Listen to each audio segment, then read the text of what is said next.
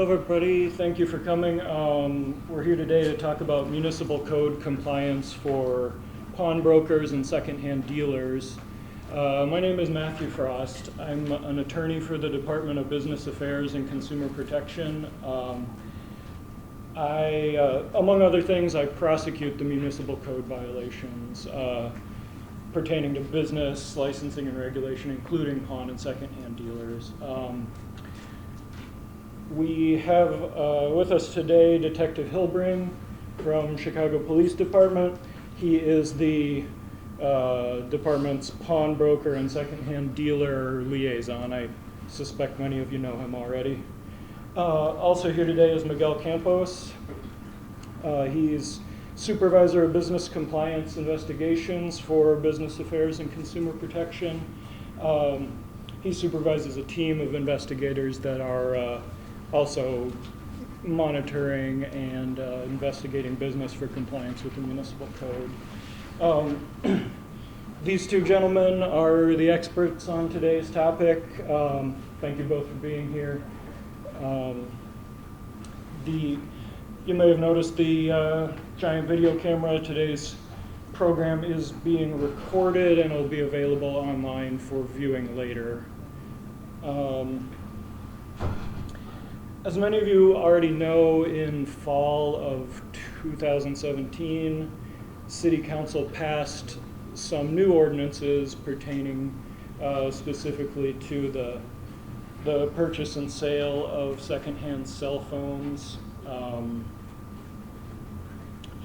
And these new regulations may affect the business practices of pawnbrokers and or secondhand dealers. So among other things, we're going to go over those today. The requirements of the municipal code pertaining to pawn and secondhand dealers, in addition to the basic licensing requirements, can basically be broken down on the one hand into record keeping and reporting requirements, inventory control requirements, and on the other hand, certain prohibited conduct, certain prohibited transactions. Some of these requirements are intuitive: no purchases from intoxicated persons, known thieves, minors, etc. Some are less so.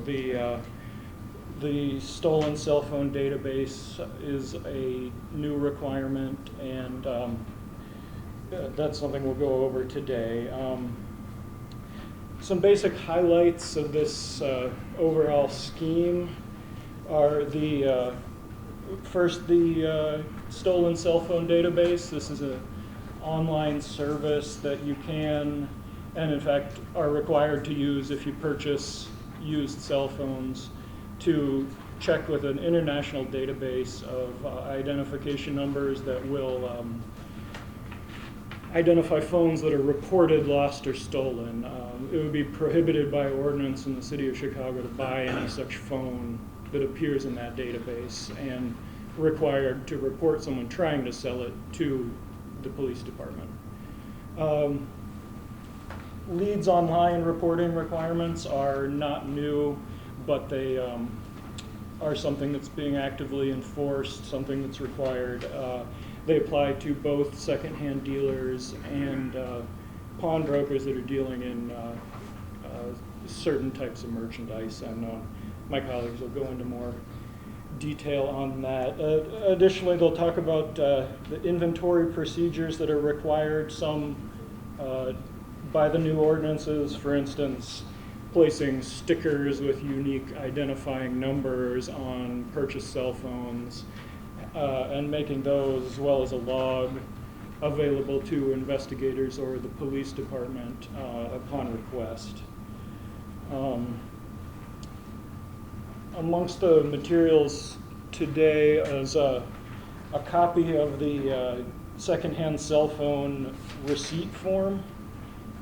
This is a form promulgated by our commissioner here at Business Affairs, and businesses are required to give it to customers that purchase a secondhand cell phone. It contains a variety of information and then a statement that the the phone's not stolen per the stolen cell phone database. So, pursuant to the general regulatory purpose and the explicit goal of shrinking the market for stolen goods and reducing the incentive for property theft, especially as to cell phones, BACP and CPD have stepped up enforcement of these requirements. Some of them have been around for a while. There's a new focus, and I think it's fair to say that the industry can expect a little more scrutiny than has been the case in the past, and certainly more frequent inspection, attention to these requirements. My colleagues here will go into detail about what to expect from those inspections and what they'll be looking for, what you and your employees might be prepared for. I mentioned some of the printed materials. There's a copy of Chapter 4, 240 of the Municipal Code pertaining to pawnbrokers. I encourage you to take a copy if that might apply to you. 264, applying to secondhand dealers. Take that if you believe that applies to you. There is also a copy, as I mentioned, of the secondhand cell phone receipt form. Again, the use of that is required for the sale of secondhand cell phones. Where is that form that you keep referring to? Because I don't see it in the... It'll be right up here.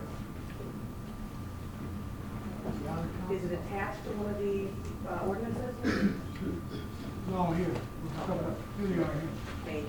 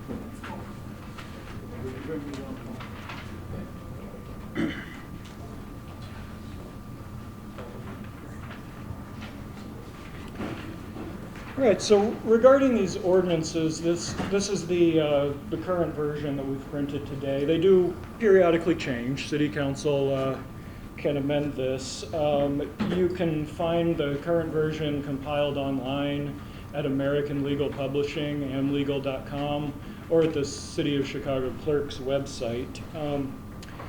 BACP will, in the near future, be sending an industry notice regarding some of this information and putting up a website that will have some of the same information that you're getting here today. So now I'm going to turn the floor over to Detective Hilbring. He'll speak on pawnbroker requirements. Then Mr. Campos will speak. At the end, I will briefly go over the administrative hearing process, what happens if you do receive a notice of violation either from CPD or from BACP. Detective?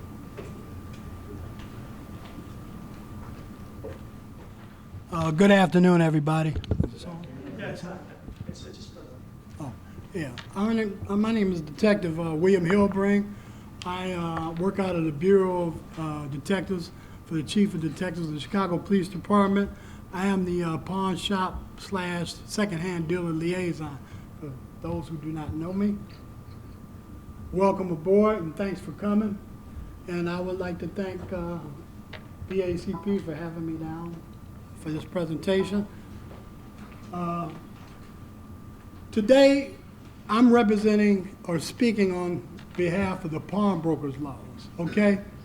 I know you guys are very experienced. You've been there. Some of you have been there, pawnbrokers, as long as I've been alive, so you already know. But we decided, BACP and myself decided to put this workshop on because a few months ago, several of our shops were starting to get administrative notice of violation, tickets for various reasons, mostly for not taking photos of jewelry, or the photos wasn't coming through the computer, through LeadsOnline, which they are required to report on LeadsOnline. So we decided to have this workshop to make sure that everybody is on board that knows the municipal ordinance and what's required of them. Okay, so here we have Wally's typical pawn shop here, and he says, hey, he's telling the customer, you also have 2 IDs and you can't redeem your stuff for 48 hours. So you guys know that. So if somebody pawns something and then 2 days later they may have won the lottery or something and want to come get their stuff back, they have to wait 48 hours. They can't get it right back right away. Okay, and then you guys know what you are. You licensed businesses that engage in receiving property in pledge or as a security for money or other things advanced to the pawn or pledger. You pawnbrokers are businesses that are regulated by the Illinois State Statute Act 205 ILCS 510/01 and the Municipal Code of the City of Chicago, Chapter 4, Title 4, Chapter 240. Okay, you guys know most of these rules. We're going to go through them, and this is the significance. We want to make sure everybody knows what they do. Number 1, not permit anyone under the age of 18 years of age to pawn or pledge any items. Also, you have to keep records of every loan transaction. And although pawnbrokers are all through different ethnic neighborhoods, we want you to keep these records in the English language. Okay, and then everybody should know that your daily transactions should be reported by noon the next day through LeadsOnline. Okay, that's an electronic database where all your transactions go.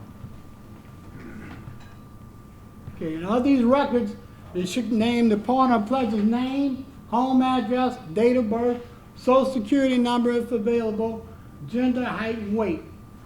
And each time the transaction is done, it must identify that transaction with a number that relates to that transaction.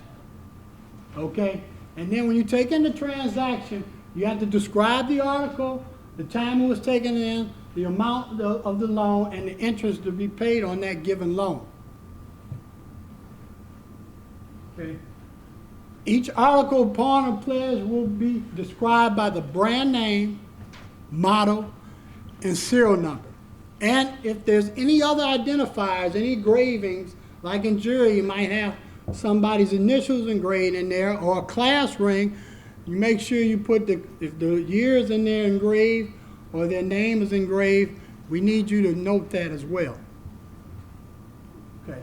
And all jewelry, including watches, must be photographed. Okay?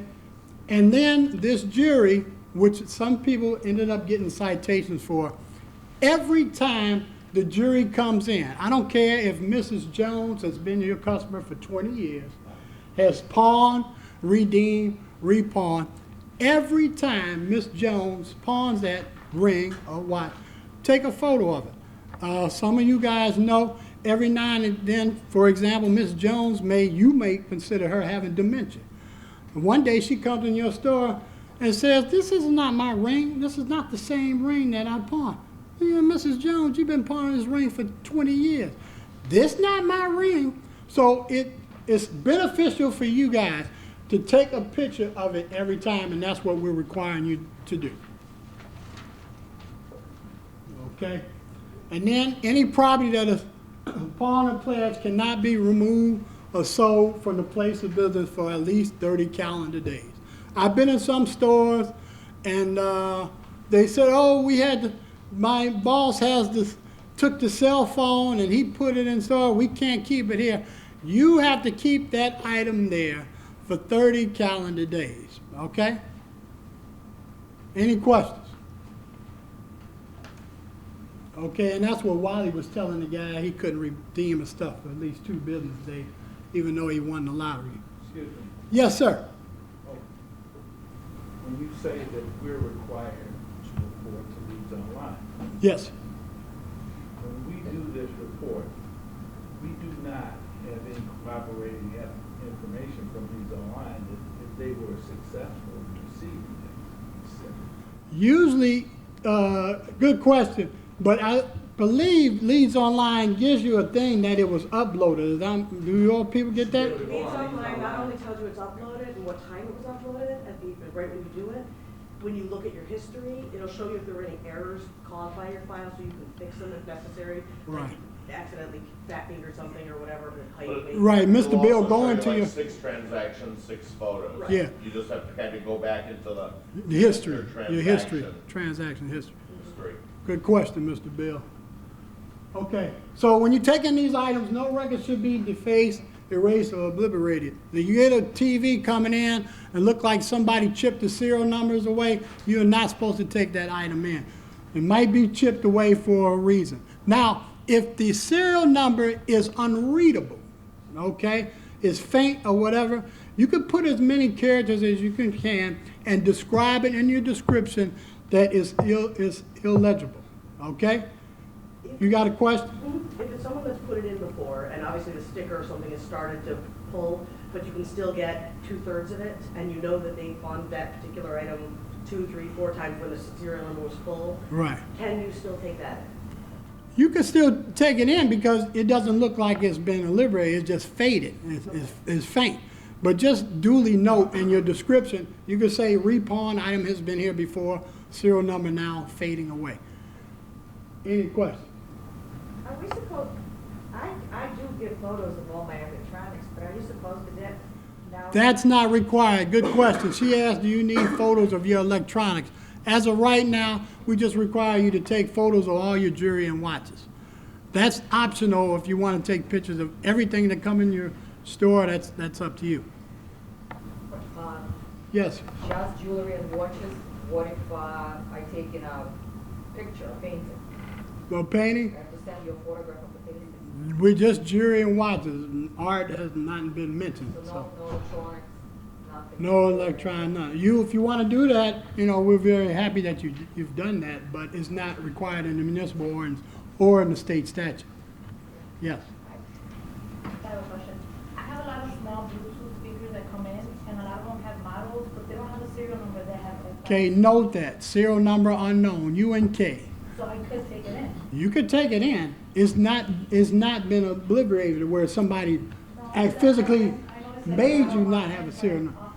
There are a lot of items, even jewelry, watches, that don't have a serial number, especially your lower models. They may not have a serial number. That doesn't mean you can't take it in. You're very welcome to take it in. Okay. But just know the serial number Because I unknown. have peers too that come in and some of them don't have a serial number, but they're like. Just note it. Just note that serial number unknown. Okay. So you guys also, our state statute for pawnbrokers only asks for one ID, but our municipal ordinance asks for 2 pieces of ID. Okay. So all these IDs, they must bear the home address and the name of the person pawning or pledging. And then these IDs must be of a government issued type. Okay. So if you ask what type of government issued IDs, you got passport, military IDs, you got the state ID, the driver's license.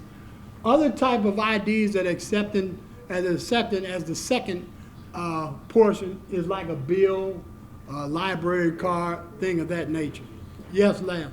What about, for example, they're called matriculas, the Mexican. Mexican consulate card? Yes. That's a government issued ID. The type number? Yes. So, if you've done business with somebody for years and you checked the 2 forms of ID when you first started doing business with them, do you need to make them bring the 2 forms of ID every time, or because you've done business with them countless times, do you have to make them pull that second form? Well, that's required, though. Okay. Now, if one of these guys send them in to do that. Call someone by name when they walk in the store. All right. Because I see them. I'll let them answer that question, Miguel or Nick.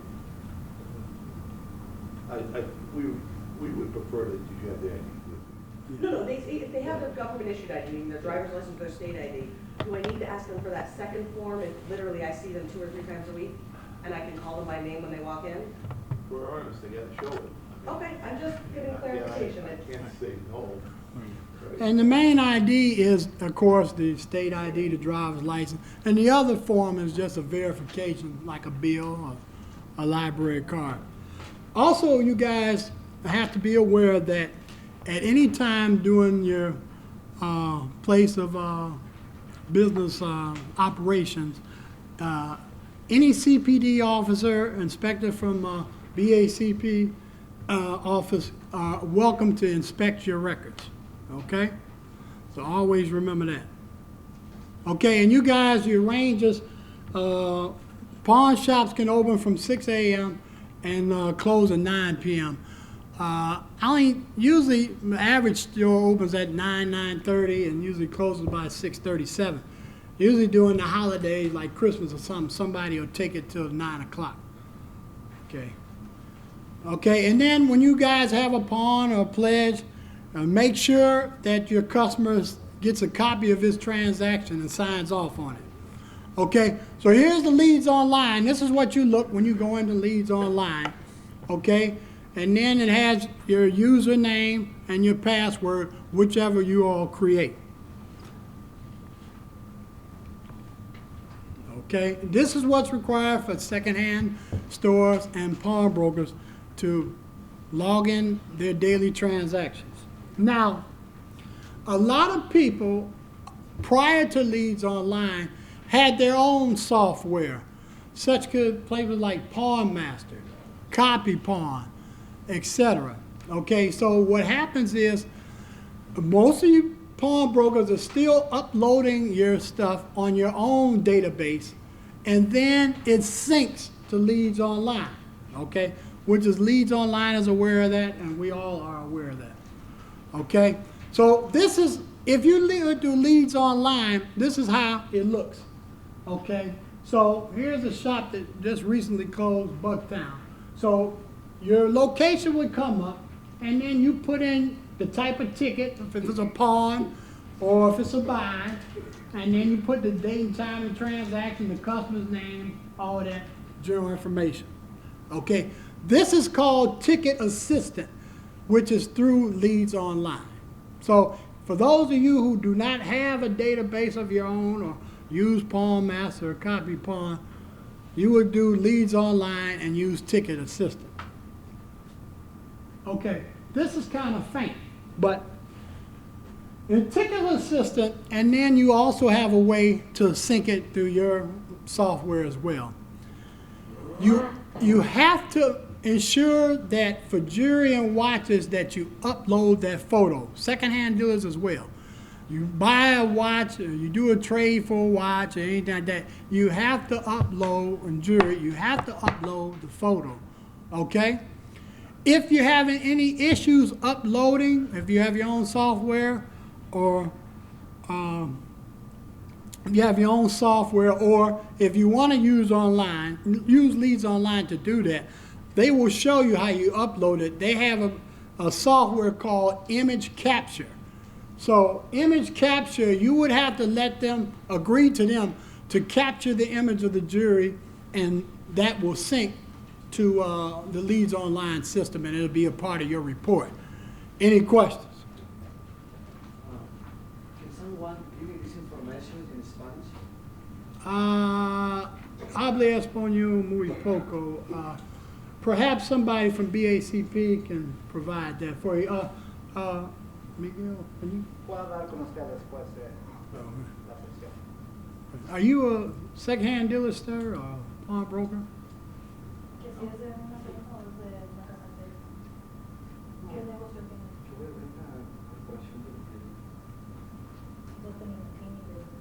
Okay. Yeah, I think some people are here because I heard outside that they said it was some kind of business seminar started about 2:30. And I guess, but this is for municipal code compliance for pawnbrokers and secondhand dealer licensees. Or if you're interested or want to know about the business, you're very welcome to stay. But this is what this is for here.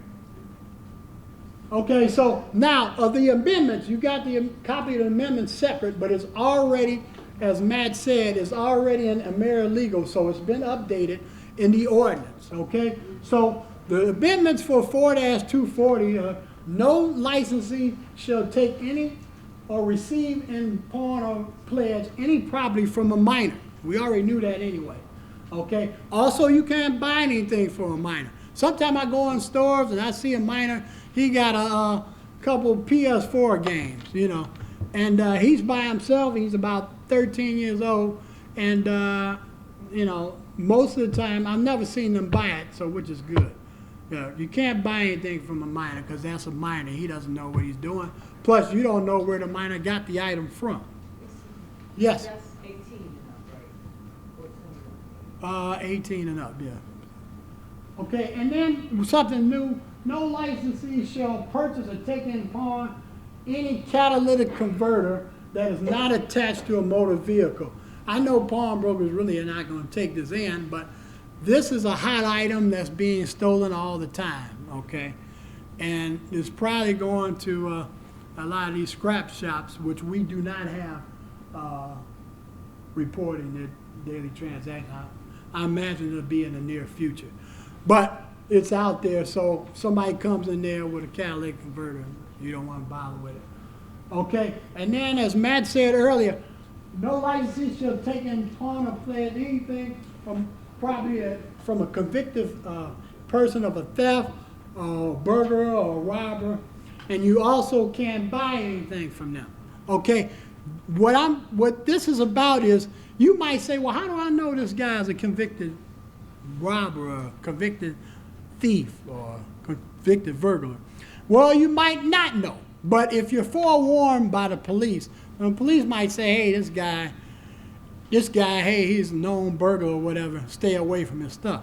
Now, I don't know why they will want to do that in some essence, because if he did come and pawn or sell it to you, we have a chance to recover the proceeds. So, but some officers have gone around to the stores, I'm sure you know, and say, hey, stay away from this guy, he's a known burglar. Now, you guys, if you have had items that have been confiscated out of your store for a particular customer, then that's the one you don't want to take. You don't want to take no more stuff away from him, because you know he's been convicted, or at least he's been charged with a theft or a burglary. Any questions? So in that case, if it's not on the do not buy list and LeadsOnline, or an officer hasn't come in the store and given us, because we have a list of people that down on the south side they've given us to not do business with, we're just using our best effort. And if Best for some reason judgment. something does fall through, Right. we don't know their theft. Right. It's And not- speaking of judgment, if you got a customer that has lives way out in Northbrook or something, and he's got so many items, he's been in the day before, he comes in today, and he told me he'll be back tomorrow, and he's passing like 30 stores, you know, that should bring your antenna up. Something's wrong, and it would behoove you. I wouldn't take anything, because you don't know where he's getting it at. Some of these people will tell you that they're the manager at their building, and the residents wanted to clean out their storage rockers, and they told them they can have whatever they want, and they got brand new bicycles that are $2,000 in value. So yeah, right. So you gotta question these people, you know, so you don't end up taking an item, because you're the one that's going to lose the item. You have to come to court and file restitution charges for your loss. Okay. So now, no licensee shall buy, take, or receive from a person any cell phone. So that's what Matt and Miguel is really going to emphasize when he talks to the second-hand dealer. This is really the main thing that has been amended in the ordinance, the new cell phone law. Okay? So you want to make sure you check the make, model, and serial number and the IME number, and to see if it is identified as being reported stolen or lost in a stolen phone database. Okay, so a lot of you guys are asked, what's a stolen phone database? Some of you guys know, sure you know, you're to see. Okay, stolen phone database has been reported lost or stolen and must be linked to a GSMA, a group specialized mobile international, which keeps records for all stolen or lost phones in the United States and other countries. Okay, so some examples of these websites that you have to check are, you got the stolenphonechecker.com, you got checkman.com, and then you got swapper.com. Okay, so now with these cell phones, if the licensee takes in a cell phone and pledge or pawn, after checking to see if the cell phone has been reported lost or stolen, the licensee has to keep a log with the date and time the cell phone was checked. So at your particular store, you have a log book that you keep, that you give an inventory number every time a phone is checked, and you note the date and time it was checked, and also the cell phone database that you use to check that phone. Okay? Okay? So also, with this log that you're going to keep, at any time, any CPD officer can inspect that log book and check the records from what cell phones you took in and how you logged that in your log book. Any questions? The inventory number could be the ticket number, of course, right?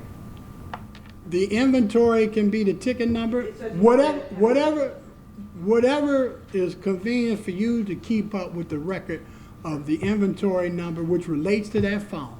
If you want to put the inventory number relating to that phone to your pawn number or your buy number, that's up to you. Do we have to do it for pawns as well, since obviously a pawn may Yes, you have to do it because any phone that's pawned, traded, or sold to you, before you buy it, before you take it in pawn, or before you allow a trade, you have to check to see if the phone has been reported lost or stolen. And this form is should be for pawns as well as... No, we'll get to that. But that form there is that after you buy it, after you've bought it and it comes out of pawn, or after somebody pawned and it comes out of pawn, or you trade and everything's fine, then when you go to sell it to somebody, whoever you sell that phone to, you're supposed to fill that out, and that verifies that the phone that you sold to them has already been verified as being clear that it wasn't reported lost or stolen. Question. These amendments to the municipal code, they're taking effect instantly? They're already in effect. It came in, what was that, Matt, at the end of September? It became official at the end of September. Thank you. Mm-hmm. You didn't know about it, huh, Alberto? Yeah. Any questions?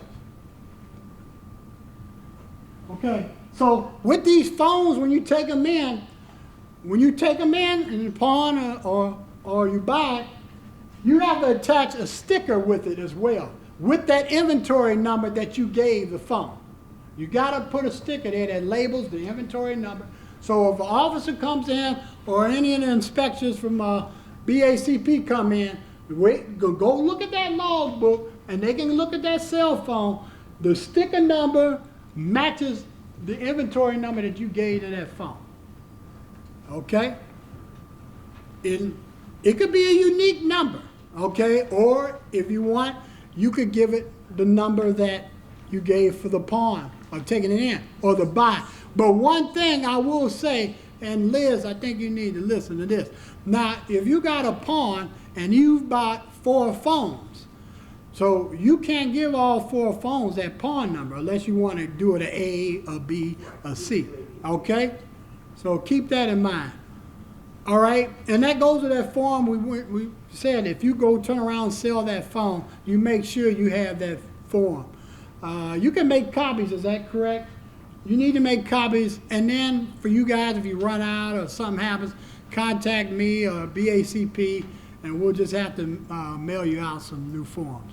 But you there any need to website? keep those. Is there any website we can go to get these forms, or? Good we have question. all copies of them? Not yet, but there will be. All right, thank you. Obviously, if you buy something from somebody that it's not in swap, it's stolen or, blocked in any way, you go to sell it 30 days later, and the person who bought it from you, it's clear, it's clean the books, and for whatever reason, that person waited 45 days to report it stolen. That could happen. That's a good question. I'm going to let Matt answer how they would deal with that. And we've only had it happen probably once in the last 2 years in the sense of selling a phone where someone has returned it back to us. That can Give happen. them their money back, and we usually turn it over to whatever detectives happen to come by. But So, one more time? we've only had it happen once in the last couple of years that we've been reselling phones, where we sold it to somebody, a couple weeks later, they come back and they're like, hey, the tablet couldn't be turned on, they say it's stolen. We're like, well, we checked the IMEI, I'm so sorry, let me look at the IMEI now. Of course, now the IMEI is showing it's stolen. It turns out whoever it was that sold it to us just took their time to report it, and then they claimed on insurance to get a replacement. We obviously gave them a refund. We then, the next time a detective came by, we gave them the item and said, hey, here you go. So it's only happened once in all this time, so it's a unique situation, but interesting it question. can happen. I mean, that's Your, the thing. your obligation is at the time you take it in. Okay, so as To long check as the it's. database. Okay. And if it gets in the database later, you've made a record that you checked it when you took When we it. did it. Okay, perfect, let's just double check it. Okay, that's a good question, and hold on one second. That's a good question because it happens, especially when the iPads first came out and the iPhones. Some of our pawnbrokers and our secondhand dealers would take in the cell phone, they would take in the iPad, and then actually, if you look in the settings, the customer that's pawning or selling the item is the owner or whatever of the phone, allegedly. But later on down the line, if they go to turn around and sell it, when they go to turn around and sell it, the person that buys the phone tries to put in their information, or later on, something comes on their screen that this phone has been reported lost or stolen. That happens. I don't know if it's some kind of insurance thing or whatever. Some of these people, we've had Liz herself has had to go down to the Apple store herself with the bill of sale, where she's took in the pawn with the same guy's information that pawned the item, and his name is in there in the iCloud and everything. Sometime Apple would honor her and clear the phone, and then sometime they still wouldn't unlock the phone or the iPad for her. So just keep that in mind. Be careful with these electronic items, cell phones and iPads and all that. Try to check as much as you can. They have so many different websites to see if they're reported stolen. I would utilize all my resources before I buy or take in a phone or electronic and pawn. Okay, so you all know about the form that you're supposed to use. And this form, as Matt said, it came from the commissioner of BACP. Okay. Yes. Oh, I'm sorry. That's all right. I'm a little confused with the steps for the cell phones and the secondhand dealer. When do we, like, this is a copy for us and a copy goes to the person we're buying from? That buys your phone. And that copy that you give him or her that buys your phone from your store, or that goes with a trade and you trade a phone for him, that verifies that that phone that you sold to him or her has been checked in a stolen cell phone database and has not been reported lost or stolen. But this cannot serve as the log since it has all the information? No, a log should be like a log book. Should be like a log book because you're going to give it a number. You're going to give it an inventory number for each cell phone that you take in. Okay? You got it? But I couldn't assign a number to this form and keep all of these in like a binder?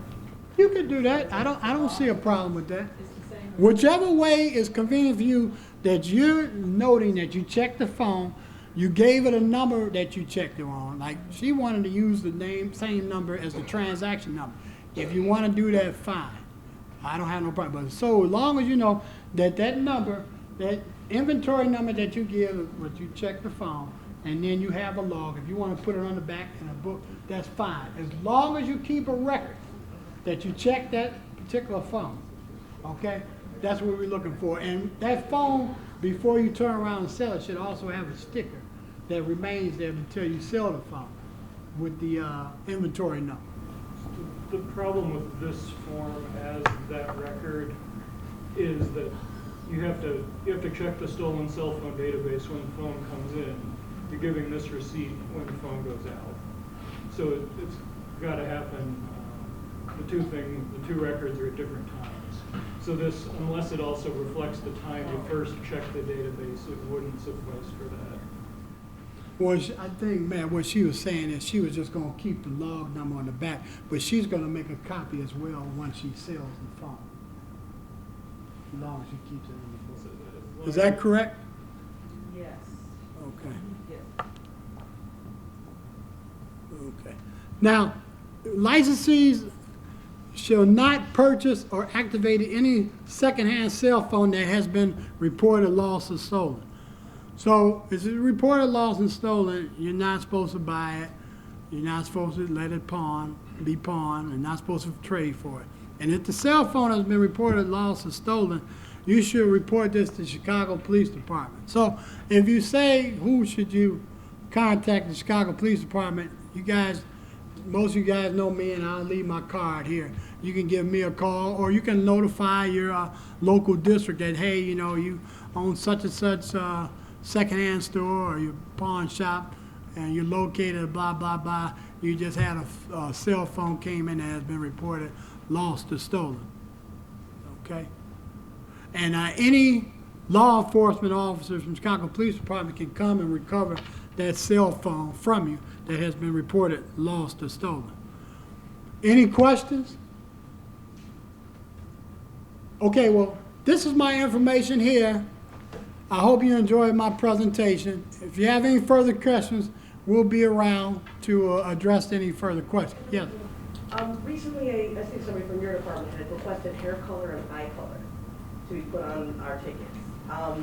And that's not in the municipal code. I just want to know, do we not need to provide that? That's a good question. I think Matthew and I saw that administrator knows a violation that you got requesting hair color, and that was an invalid ANOF. So we don't need that? No, And that's so not. I had a woman literally come in the morning in one wig and came in 4 hours later with a different one, and I was like, I can only put one hair color. What's your natural hair color? And she was Right. like, black. Yeah. So I just, you know. But LeadsOnline, I mean, they have all those subsections, because we're not the only municipality that uses LeadsOnline for reporting. There's several others. So you can fill in as much as information as you can. But what I want you to fill in is everything on that driver license, everything on that state ID. But you don't have to really do the hair color or nothing like that. And getting back to these cell phones, okay, now with you guys using LeadsOnline in closing, I want you to put the serial number of the cell phone in the serial number field. And then in the description field, would you put in the IMEI number for me? Okay, some carriers, the IME number and the serial number are one and the same. But most of them, it's not. Like I have an Apple iPhone. iPhone 7 has a serial number and an IMEI number. So I would want you to do both. Okay, any questions? Thank you very much for your time.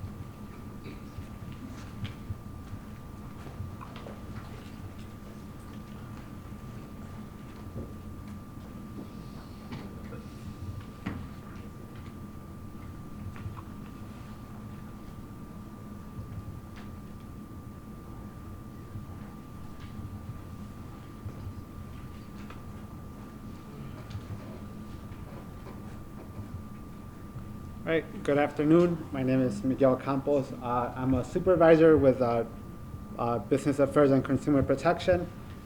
My presentation won't be as long as Detective Hillbrink's, but I hope it's informative. We're going to start with important definitions for those of you that are not familiar with it. So a secondhand dealer is any person who engages in the business of purchasing, selling, receiving, trading, consignment selling, or otherwise transferring for value any secondhand property. Notwithstanding the foregoing, nothing in this chapter applies to pawnbrokers. So you don't need both a pawnbroker's license and a secondhand dealer's license, but the cell phone provisions still apply to you. Or if you're a charitable religious organization and you're engaging in or spending in excess of $1 million per year on purchases of used articles and material. For our purposes, audio-video equipment is going to include, but is not limited to, stereo, speakers, radio, video recorders, audio recorders, camera, DVD players, etc.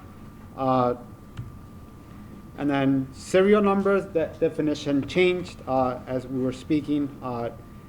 It can be it's in reference to a cell phone or any other wireless communication device, and it can be either the MEID number, IMEI number, or the actual electronic serial number. As Detective Hillbrink was stating, an iPhone would have both a serial number and an MEID number on it.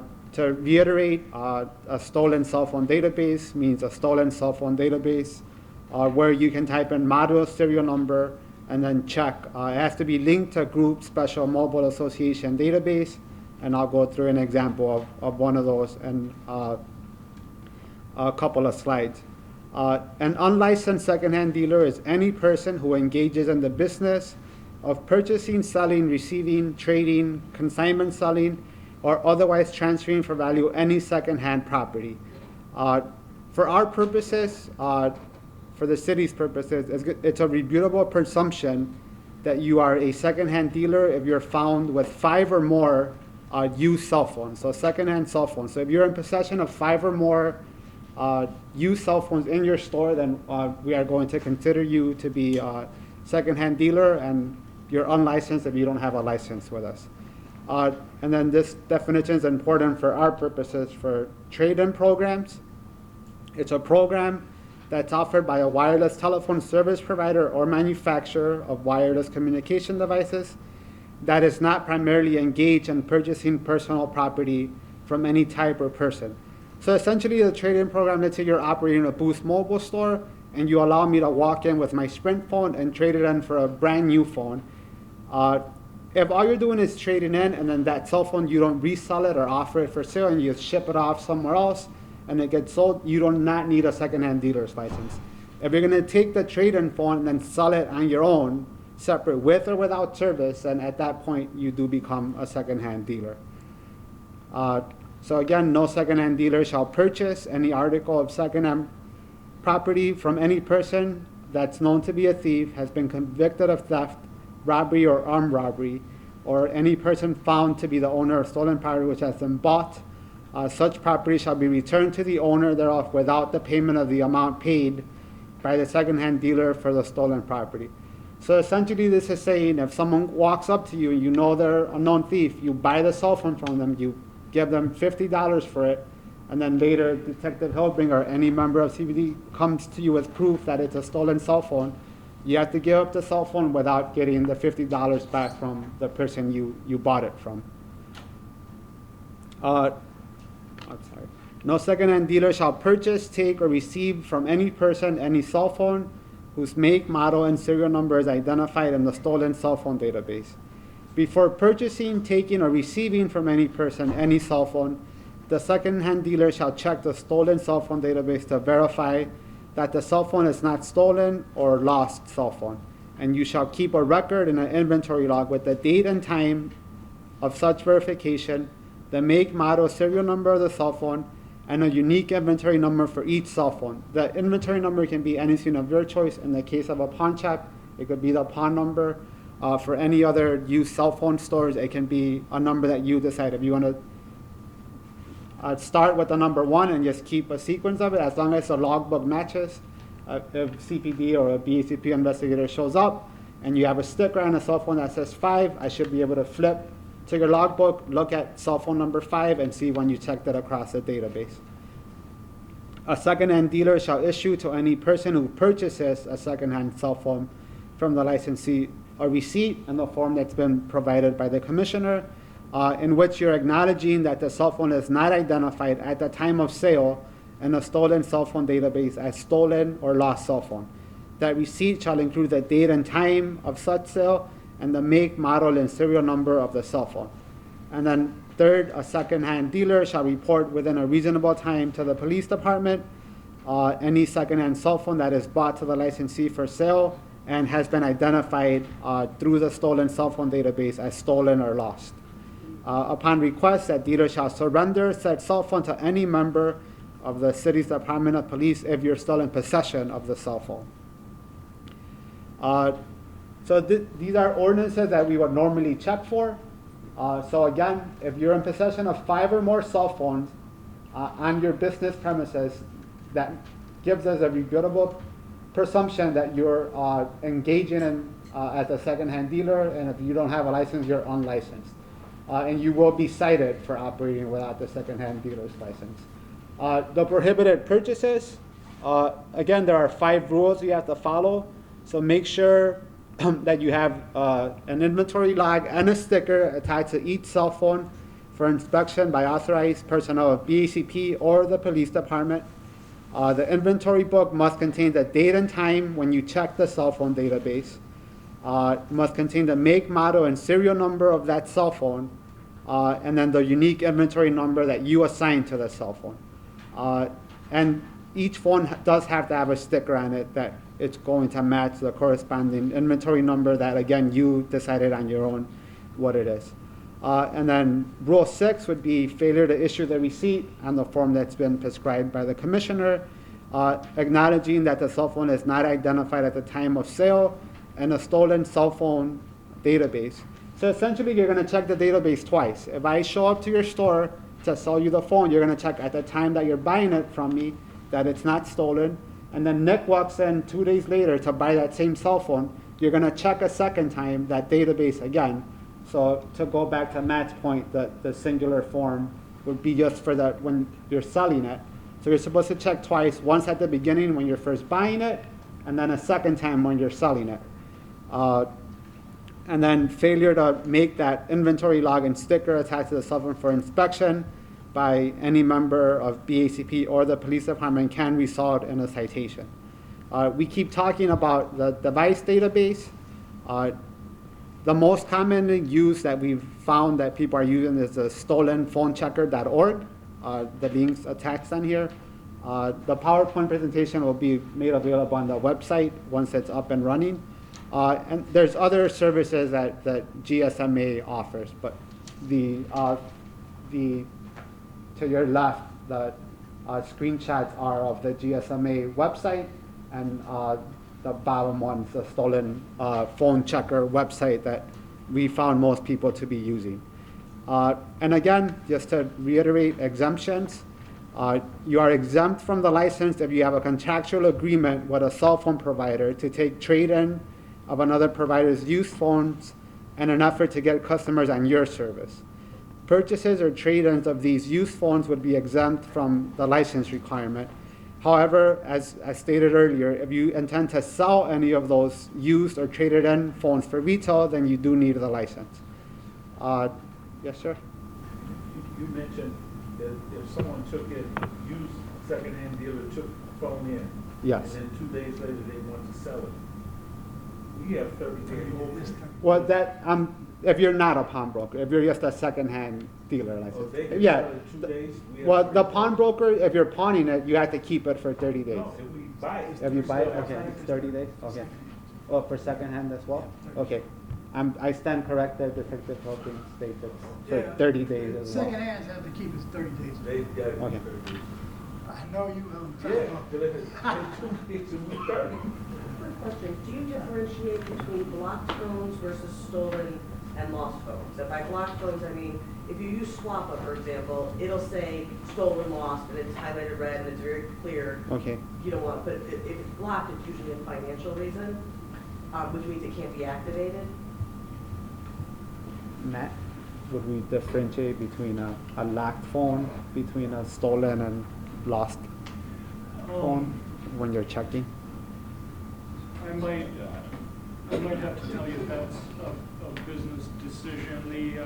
The municipal code doesn't refer to locked phones. Not locked, blocked. And by blocked, it means if you haven't paid your bill this month, some of the phone companies will report to Deactivate, SWAPA yeah. that it can't be used for activation, or it's fine. Yeah, obviously it's finance, they usually turn it away because they don't own it yet. But To my knowledge, the municipal code doesn't address that. It just requires that you check the stolen cell phone. so as long as it's not highlighted red, blocked, or stolen or lost, the blocked is That's our own choice. my understanding.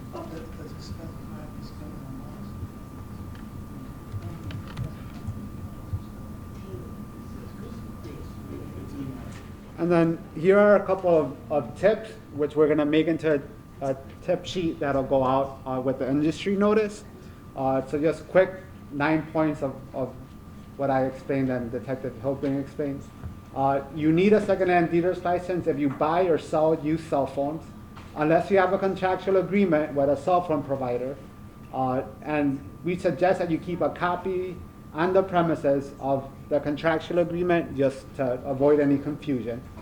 The contractual agreement with the cell phone that allows you to take in trade-ins, and again, if you're going to sell the phone that you're trading in at a later date, then you are required to have the secondhand dealer's license. As a reminder, if you're in possession of 5 or more cell phones, it will be presumed that you are operating as a secondhand dealer license and you are required to obtain the license with the city. Before purchasing or receiving in trade a used cell phone, check a stolen cell phone database to verify that it is not stolen. Keep an inventory logbook with date, time that you check, the make, model, and serial number, and then the unique inventory number that you have assigned to the phone. Attach a sticker to the phone with that unique inventory number that you come up with that's contained in the inventory logbook. Issue the receipt that's been provided by the commissioner. Check a second time on the cell phone database to make sure that it has not been reported stolen. And if a secondhand cell phone is brought in to the secondhand dealer for pawn or pledge or is identified in the stolen cell phone database, you must report to the police department within a reasonable amount of time that the phone was brought in. In the instance where the police department shows up to your stores and they find a stolen cell phone there, they do have the authority to confiscate it. They will then notify BACP, who then will give you an administrative hearing within 45 days to address why you were found in possession of a stolen cell phone. Do you guys have questions? Yes, sir. Suppose you don't have a store, but you're selling a bunch of phones online. For example, like our phone account has 10 people on it. Okay. Because I got 9 kids and me and my husband. So, and then my mom and my brother, you know what I mean? And whenever we change phones, I put them all for sale, you know, Amazon, eBay, whatever. I mean, would I be, you know, would somebody be looking at me like I sell a bunch of stolen things, or like I'm a secondhand dealer when I'm not? That's an interesting question, and online does sort of stretch the reach of municipal ordinances. A couple of questions that I won't answer for you because it would sort of skirt the boundary of providing legal advice that I can't do. Is are you engaged in the business of a secondhand dealer? No. And does that conduct take place in the city of Chicago? Those are questions that would be relevant as to whether this ordinance so applies. we would look if you're doing that on a routine basis. If if we get a consumer fraud complaint from someone who bought a phone from you and they identify you as a user, and we look at history and it shows that you've sold like 20 phones in the past year, then like that's going more towards you are a secondhand And the real cell intent phone of the dealer. 5 or more rule is because businesses are saying, we find a bunch of phones in their stores, and they're saying we're not buying them, but we know they are. So that was the real intent of it. It wasn't really to go after an individual that's selling his own phone or family's Yeah. phones. This would be the best, because I was always under the impression as a pawnbroker and an owner of a business, if I buy something personally, even though it's my personal stuff, I still have to act as a pawnbroker, because whether I'm in my store or whether I'm transacting something personal, I'm still a pawnbroker. Therefore, if I go to resell, if I buy something on the street and I resell it, I have to book it and hold it in my store for 30 days, for all intents and purposes. So I guess in this instance, wouldn't that be the same kind of, we've been in business for 100 years, so we book things that we buy if we buy it personally. A pawnbroker buying anything and selling it on the street doesn't sound like a good idea. No, I'm not talking about us selling it on the street, but let's say, for example, somebody comes in, I've got a young daughter, I've got people who bring me in children's items, and they're like, hey, I got this at baby shower, I want to get rid of it. I'm like, great, I have to book it, even though I'd love to buy it for my daughter. It's a brand new stroller or something, you know, they obviously were pregnant when I knew who they were. And I'm like, I love that you brought it in for me, but I'll buy it, I'm gonna give you a ticket, I'm gonna book it, and I can't use it for 30 days. So I treat it as a transaction. So I'm not buying it on the street per se, but it's a personal purchase, not a business purchase. So I treat. But she's coming to you because you have the expertise of. No, she came to me because she knew that I had a kid, and she had a kid, and she happened to, you know, I mean, there's some people in the neighborhood where she may have never done business with me whatsoever, but she knew one of my employees and, you know, sort of like, hey, I got this and I can't use it. And then it happens more often than you think. Let me answer that question. So the person came into your store, correct? Or they approach me as I'm walking to my car. It could be anything, but obviously, even if they approach me when I'm walking to my car, I'll say, come see me tomorrow, I've got to book it, I can't buy it on the street. Right. Well, so if you take anything in your licensed business, you have to book it. Right. Now, what you do outside of your business or whatever, that's fine. You or anybody representing your store, if they buy anything on your store, years ago, we had one of the stores that had an employee that was buying all kind of stolen phones on the side, quote unquote, but he was still buying inside the store. So he's quote unquote acting as an agent of the store. So the store got the administrative notice of violation, and they got a lot of citations based on their employee. So you have to realize for yourself or any employee while they're in your establishment, while they're representing your store, everything that comes in that you buy, pawn or whatever, you have to book that article. Which we do, I just making sure that's a, we. Yes, sir. Yes, Mr. Wolf. Every item, every electronic item that we take in, we attach a label that has the transaction number and the item number on it, the date it comes in, probably a few more things. What is the purpose of adding an extra sticker on these cell phones? The cell phone sticker is the new requirement that is keeping a record that you checked the status of the phone when it came in for the person that pawning or selling it to you. You labeling it that you checked it on whichever given website that you checked to see if it was reported lost or stolen. And you label that with the inventory number that you also give that phone. Okay? But it's required that we have to check it. It's required that you have to check it. Therefore, that's why we took it in. That's why we have the label for the transaction number and item number. Right, so you create an inventory number of your own. Now, she opted to use the same number as the pawn number. If she wants to do that, that's fine. It seems kind of redundant. Well, the redundance, no, it's not redundant because if you take in an item on pawn or buy, that has nothing to do with it being a cell phone.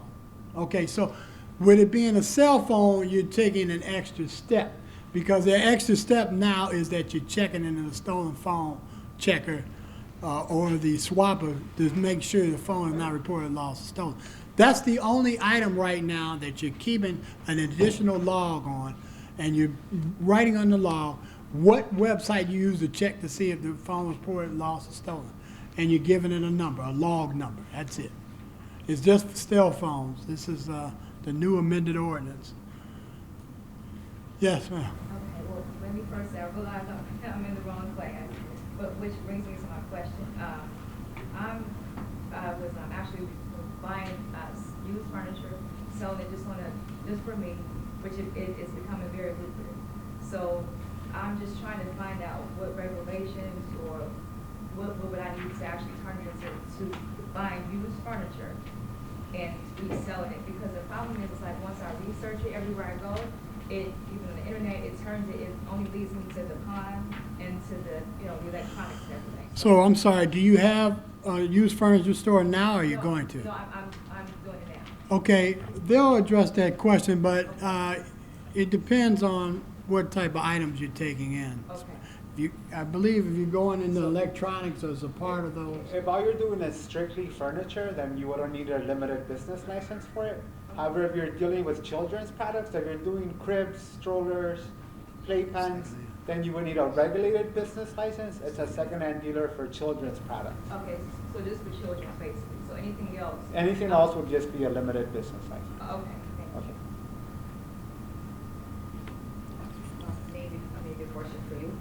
What are you guys doing about businesses that, let's say, are jewelry stores, whether mom and pop or larger, or kiosks, or other businesses that might be buying collectibles, or maybe not necessarily furniture, but other items where they could be dealing 70% in one area, but certainly if somebody comes in and wants to sell them watches or jewelry or diamonds or anything, they're gonna buy it. They're not reporting anything on me. They're not a part of any of this. They're not regulated by any of this. They're required, if they- Well, Yeah. I guarantee you that jewelry stores that are selling jewelry and somebody walks in and sells them some jewelry, they're not reporting it. Because this requires a computer program, requires a person who knows how to do it, entering data. A piece of jewelry or a watch, or if it meets the definition of what would be secondhand. You need to file a complaint with us. Yeah. We'll investigate it and see if they're selling And second. they would need a secondhand dealer's license. But every regular jewelry store without a secondary, Yeah, without they're all secondary, buying it, so. they're required to have that license. Second-hand dealer if they're buying and selling. What if they trade? Let's say they bring in an item, they want to trade their jewelry for something and for another piece. Would that be? Secondhand. Would that be secondhand? Yeah, because Even if you have to trade it. they're not gonna keep that first piece that they traded in for personal use. They're gonna sell it later or melt it and turn it Is into it something defined else. as But used? yeah, I mean, that's It would, basically they would So need you a secondhand. do need a secondhand dealer license. Yes. So Even purchasing used, So even if I'm not trading. any jewelry store that is not a pawnbroker and doesn't have a license, they're, without the secondhand dealer's license, they They can, are not they can allowed to. trade. Yeah, no. Okay. But that's my point, but since they are, how are you checking to see that they have the secondhand And license? I'll use and are Treasures as reporting an it? example. At Aren't Ford we- City Mall, Okay. they regularly will tell their customers, bring us your jewelry and you can upgrade. And we'll help you buy something else. And they do it all Do the they time. have a right? secondary dealer's license? I'm not sure. I've actually never been to Treasures, but I just know my customers regularly come to me and. Because I know the one downtown does. Does it? Call 311 to give us that information. Right. That's the best I can So tell you guys are just Yeah. relying on We'll somebody check to it out. report them to We're you? getting a little far afield, but if we find out about that, we'll investigate it, and if there's a violation, we'll cite them. We do have to find out. I think what the lady mentioned is that, because I've asked that question too, I had police officers come over to my store, and I said, go ahead, here's all the information that you need. And I asked them, well, how come you're not regulating or checking my neighbors? My customers come in and say, I buy from so-and-so and so-and-so next door, and they don't have a license, because we know who has a license and who doesn't. And I guess she's asking, how do you regulate that? We got no knowledge. Huh? Our guys go out, but we got no knowledge. So when you say you got A lot of the stores on 5 South Wabash, I remember years ago, I actually did go to Florida building years ago. Half of them had secondhand dealer licenses. I know for a fact, not a long time ago. But if they don't, It's the other half we're concerned about. That's the other half. We gotta know about it. We're- Okay, We're regulated to the. Is the buy-sell license and Call us, secondhand? I mean. It's the same, it's the same. Give us the name of business, say they're selling secondhand jewelry, we'll go get them. We have to know about it.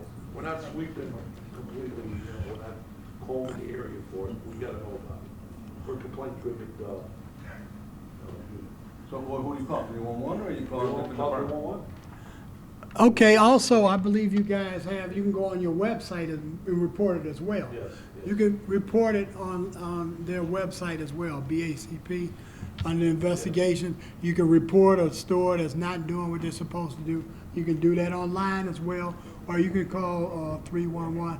Or you can notify myself. In the past, I've had other people tell me that stores were, I personally went to a laundromat several years ago, and they had We Buy Gold on the window, and I go in, I go around the back, and I'll pull up in a police car, my ID, and they're washing clothes, and I said, they buy gold here? Yeah, go around the back. So I go around the back, and the guy had a little desk set up like that with a little bell, and I hear ding, ding, ding.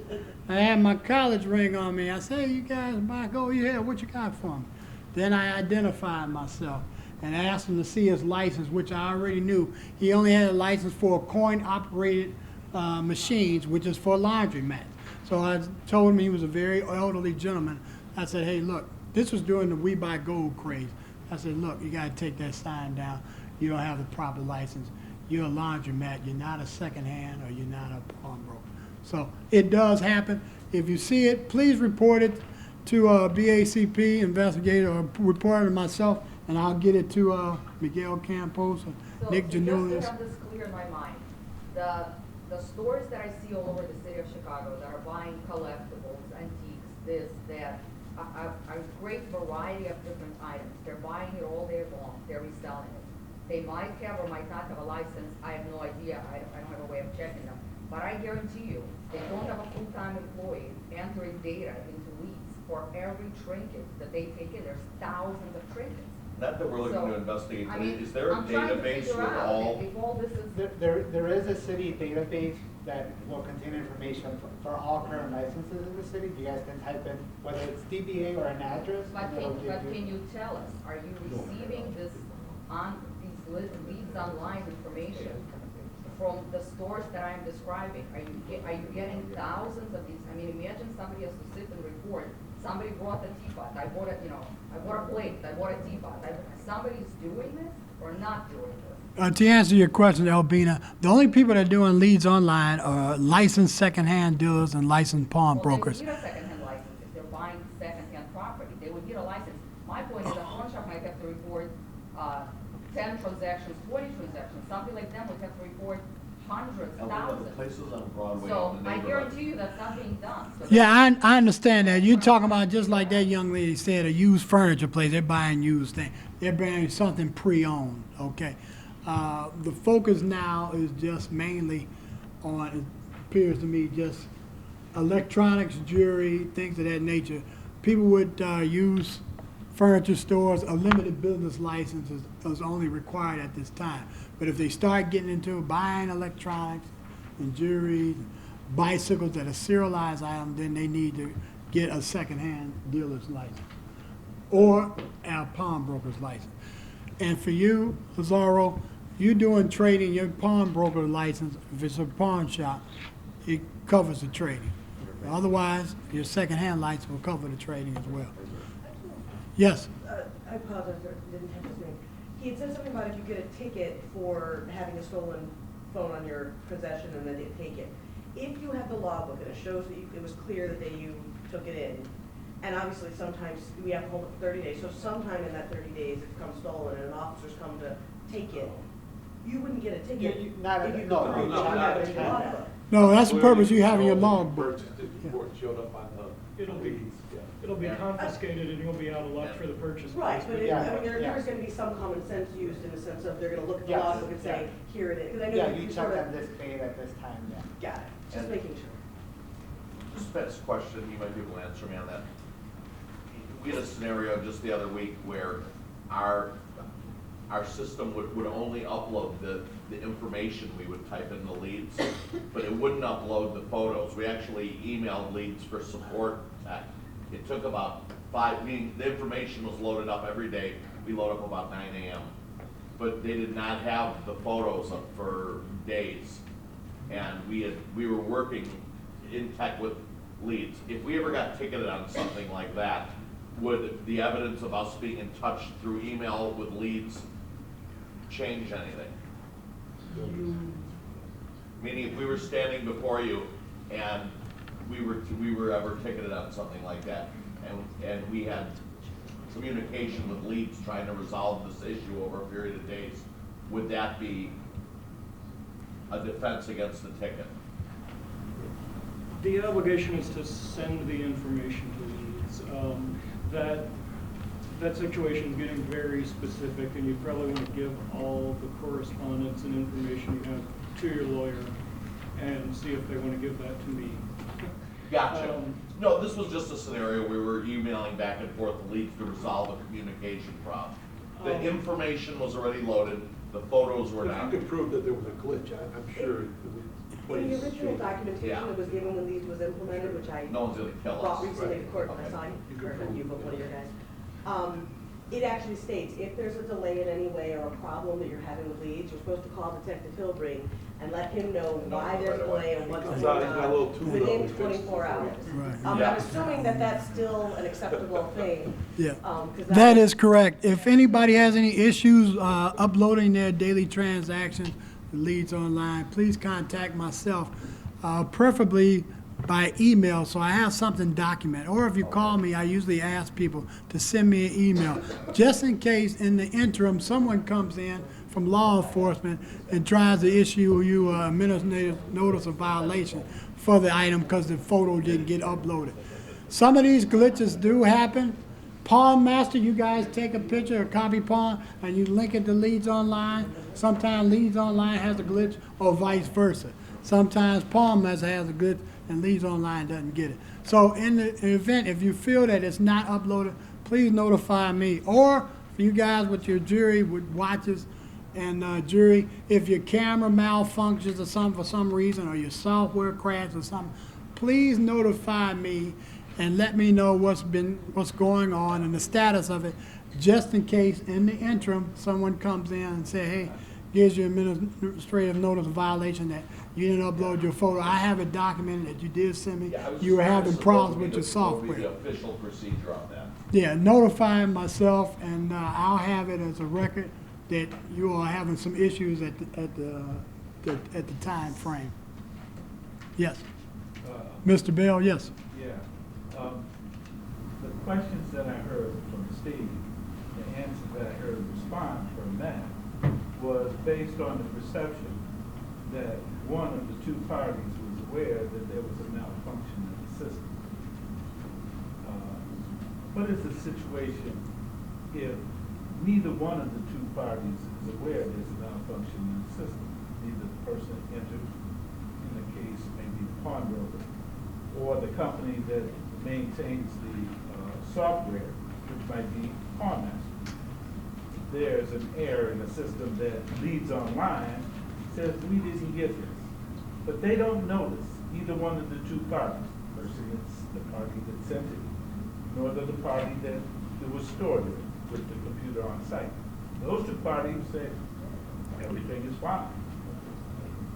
But that third party, the one that represents the city, did not sufficiently get the information. And they don't notice either one of these other two parties, hey, we got a problem. So these other two parties, Steve and his software company, thinks everything's fine. We sent it off, they got it, everything's good. But everything's not good. That third party, the city, goes in and says, hey, there's a problem here. There's no pictures. Well, the other two parties have pictures. It's in the software, in the pawnbroker system. It's in that software system that third party Pawnmaster put in there. But that third party, there was an error with their system.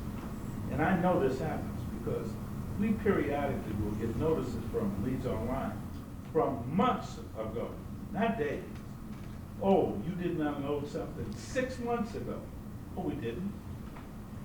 And we'll have to go back in and correct what they say was an error from 6 months ago. But yet still, who gets cited? Does the software company get cited? No. Does LeadsOnline get cited? No. Steve gets cited. Steve gets a ticket. Oh, you didn't abide. But Steve says, wait a minute, I did everything I was supposed to. The software company says, it's right there. Nobody cites the one who issuing the error falsely. That's the LeadsOnline. Hey, how about citing LeadsOnline and say, hey, you gotta come up with something that tells them that they've done everything in a timely fashion. I think a fair question is, does a hearing officer, and you're a hearing officer, right? I'm a prosecutor. Okay. The judge is the hearing officer. Whoever hears these cases, do they basically look at it as the totality? And just say, yeah, the intent was not this, there was not, you understand what I'm saying? There's an opportunity You for know, a it hearing, depends upon the that person. respondent Yeah. can offer evidence. You use the word intent, which by and large doesn't matter. I understand. That's what I'm saying is, does whoever hears these cases, and we haven't had a problem up to date on that, I'm just inquiring about that. Does whoever hears these cases look at the situation and say, okay, wait a minute, this person has uploaded photos for the last 800 days and 3 days are missing? And you would have the opportunity to offer any evidence you wanted to. Okay. That's, You know, Steve, there's no, You have to you prove did you're not innocent. print out You're anything. guilty. Yeah, I'm just asking what the theory. Yeah, so we've talked behind about, it is. we've talked about glitches, and it does happen, and it's happened in the past. 'Cause And it's a computer unfortunately, world, and we're all a little older, we're not that. and unfortunately, some people had got citations for it, administrative notice of violations for it. It was presented to the hearing officer where Matt and them were, and they were able to review the history of maybe what you had in your software versus what was in LeadsOnline. And as Matt was saying, that's critical to keep a record of what you have loaded and uploaded, okay? Even if it doesn't go to LeadsOnline, you know it went in your software that you sent it to LeadsOnline. And then, as Elizabeth here stated, you can randomly, your managers in your store, you can randomly, while you have some free time, go into your history, your LeadsOnline history, to see and make sure that everything has been uploaded. Then also, if you don't, you can always give me a call, I can check it out, or LeadsOnline on their website, they have a support system where you can verify to make sure your items are being uploaded and being received. We found that it's most helpful that you don't even log out of Leads until that those pictures Successfully go through. successfully load. You just hit refresh. Okay. And if you get a ticket, you're gonna have a month or so before the court date, so it gives you time to contact these, like Bill said, and bring your evidence to court. I don't know what to tell you. yeah, so we're gonna run out of time here in about 5 minutes. I want to make sure that I do at least briefly address the administrative hearing process. I hope that doesn't happen.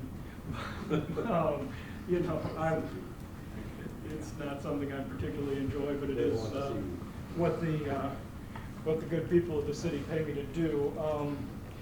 If an investigator from BACP or a member of CPD investigates the store and finds a violation of any of these ordinances, they'll issue an administrative notice of violation. That's a citation that'll show the conduct alleged, the code sections alleged to be violated, and notifies you of a hearing date. Those hearing dates are mandatory. It's not something you can decide to just pay the fine and send it in like a parking ticket. Somebody will need to appear. If the business is a corporation, an LLC, a legal entity other than a person, an attorney will have to represent the business. At that initial hearing, you can show whatever evidence you may have to the prosecutor. That's me or someone like myself, and we'll review the allegations by the investigating officer or investigator, and make a settlement offer. In the majority of cases, we'll propose a fine. You can say yes or no to that. Also, if we look at the evidence you've brought and find that maybe there was something the investigator didn't know, maybe there was a mistake, those cases can be dismissed at that point. Usually they're not. We make a settlement offer. If you accept it, a fine will be imposed by the hearing officer, and that's the end of the matter. If it's not accepted, you have the right always to a contested hearing. That probably happens at a further date, a later date. The city will at that time present its evidence. That's generally the testimony of the investigator or police officer. There may be documents as well. There may be documents from LeadsOnline, for instance, showing that reports weren't made timely. Then you'll be able to present your evidence to the hearing officer, who will, on the basis of all that, make a decision if the municipal code was violated and either rule for or against the city. If you win, there's no fine, obviously. If you lose on any count, the hearing officer will impose a fine per the municipal code. For most of these violations, it's between $500 and $2,000 per count. But that is set by ordinance in each case. I can answer questions about that if anybody has them. I bring it all up because it's receiving the ticket, especially the notice of violation, is something your employees should be prepared to handle. A manager or someone on scene has to give the investigator or police officer their identification so the ticket can be issued. It's something they should be trained for. Maybe just a quick general question for you as a lawyer. I noticed recently people will call a store on the phone and they'll say, well, something was stolen from me and I made out a police report and the police are telling me to check all the local pawn shops. What do you recommend is a good answer to these people on the phone? Because obviously they can't check anything, a pawn shop is holding it for 30 or 60 days, so it's not like they can come in and see it. And so police is actually giving them sort of erroneous information. Also, there's no way for anyone to know that it even went to a pawn shop. It could be anywhere. It could be for sale on eBay. But what is a good answer that you would recommend to such people? I don't think I'm going to be able to I answer had a that question for you. I can answer that. It's very simple. I can answer that Yeah, question. You put down as privileged information. Right. In other but words, I'd you like to- cannot divulge it to anyone. That's correct, Police Mr. can Bell. do it, but no one else. but Let me I'm answer that getting- question. I'm getting lots of Let me- calls where they say the police are telling me to check. Don't matter. You Can I answer that question? Federal law. Right, so. Let me answer that question. Yeah, if you get a phone call like that, just give them my number, my office number only, okay? Because when they call me, I'm going to first ask them if they made a police report for the item, okay? That's number one. They have to have a police report, and if they have a name, a suspect's name or a serial number, I could run it for them to see if it's been pawned or sold in any secondhand or pawn shop. Just give them my office number only. Unfortunately, she's right. Some detectives tell these people, oh, just check your local pawn shops to see, if your item is there. And then if it happened yesterday, the pawn shop, if it took it in, it wouldn't be out on display because they have to hold the item 30 calendar days, so it'd be A lot in the of back. people just do it on their own. Yeah, or I some got people, called this morning some like people that. do. They I go said, check the "Is there stores any too. particular reason you're calling us?" Right. She says, "No." She Right. said, "I passed by there, you guys are a beautiful store." Right. And my ring was beautiful. Right. Yeah, they just refer them, give them my Calling a number, whole lot of and places. Yeah, we'll it's see. federal law. You can't reveal this. That's It's correct. federal law. The Rights to It's not Privacy state law. Act, You the can't Rights to reveal Privacy certain Act, you cannot, information. right. That's why you refer them to me, say, hey, here's our liaison, you can call him if you think something's in our store. From Give me a what I've been call. told by the people who come in our store who say the same thing, it's not the detectives that are telling it to them because it hasn't been assigned to a detective yet. It's the officer that took the report who, even though they're supposed to have been trained on Leads Online, that's going, yeah, go to your pawn shop. I usually push back the person, tell them, first, call the detective that gets assigned to your case. If he does not go on Leads Online himself, then I can send them off to Detective Yeah, Miller. I usually So, just am and I- nice to them and I Yeah. just direct them to the police. You know, you don't give them much information, you basically explain to them that, you know, as Mr. Bella said, it's proprietary information and it's Privacy Act covered. Yes, Well, Jen. you know, I had the situation where the computer, the guy said that it looked like his computer, and I had the Chicago Police Department come in and search on my computer. Right. Which was like, just because he said I had it and it looked like his, Right. and they actually went through all my Apple laptop. Right. Well, they're allowed to do that, and then the officer saw that it was not his Yeah, computer. I mean, he But had they're the allowed to, report already and I know you explained that to him. Her particular thing is, she was officers, they came in with a victim alleging that his computer was stolen the other day. It was specifically Apple, and she let the officers know she didn't even take any apples in, but they wanted to check every Apple computer in her store, which is fine. If they want to use the time, you have nothing to hide, let them check. They checked it, it was to no avail, right? But I mean, what if every customer comes in like that? There's a lot of customers that come in like that. Well, if they come in with the police, then the police will handle it. But I mean, if they come in on their own, just refer them to me. Don't say anything. Say, if you think an item is here, you got to call our pawn shop liaison, and he'll have to check it out for you. Thanks, Bill. Any questions otherwise?